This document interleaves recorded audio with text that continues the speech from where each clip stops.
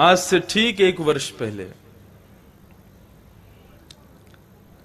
श्रीनाथ जी का दर्शन करने में आया था और अपने संपूर्ण परिवार के साथ आया था। हमारी बहनें भी साथ में थीं, जीजा जी भी साथ में थे, छोटे छोटे बच्चे उनके सब भांजे भांजी हमारे सब साथ थे। मैं अहमदाबाद से सीधा आया, बाकी सब वृंदावन से सीधे यहां आए। श्री ठाकुर जी का दर्शन करके हम बस निकल रहे थे यहां से, और यहीं दामोदर धाम में ही हमारी गाड़ी खड़ी थी।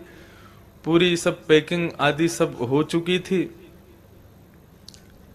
यहां से कांकरोली के लिए प्रस्थान करने का भाव बन रहा था। पता नहीं क्यों ऐसा मन में भाव आया कि एक बार और ठाकुर जी का श्रृंगार का दर्शन, राजभोग का दर्शन करें आऊं।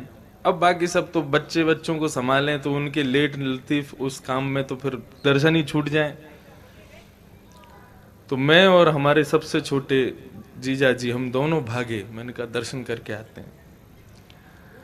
दर्शन करके जैसे ही अब दोबारा जाना, इतने सारे लोगों के संग आना और फिर जाना दोबारा से, केवल 2 ही लोग गए, मैं और वे।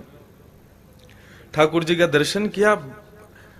वास्तव में उस समय जब ठाकुर जी को देखा और बस मंदिर से निकल रहा था, एक एक झलक आपने देखे हो, कभी राजभोग में दर्शन हो तो कभी ठाकुर जी का आधा आता है, फिर पूरा आ जाता है, फिर दोबारा खुल जाता है, फिर आता है, फिर खुल जाता है। तो यही क्रम चल रहा था ठाकुर जी का। और बार बार मन में भाव आए, ठाकुर जी हम ब्रजवासी ने कोई कमी छोड़ दी जो आप हमारे गोवर्धन को सुनो छोड़ के यहां चले आए? कृपा करो प्रभु। गोवर्धन वासी सांव, ये तब मैंने गाया ही था, खूब इसको लोग सुन रहे थे। और जहां भी मैं जाऊं सब यूं ही कहें, आओ गोवर्धन वासी सांवरे।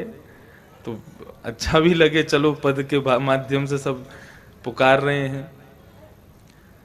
और तब सहज भाव से यह भाव अपने आप ही उठा, दर्शन को नैना तपे, वचन सुनन को कान, मिलवे को हिय रात पे, हिय के जीवन प्राण, गोवर्धन वासी सांवरे, तुम बिन रहो ना जाए।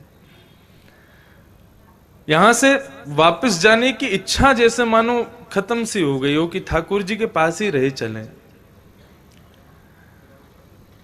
मंदिर से बाहर आए और गली में होकर के मैं जा रहा था,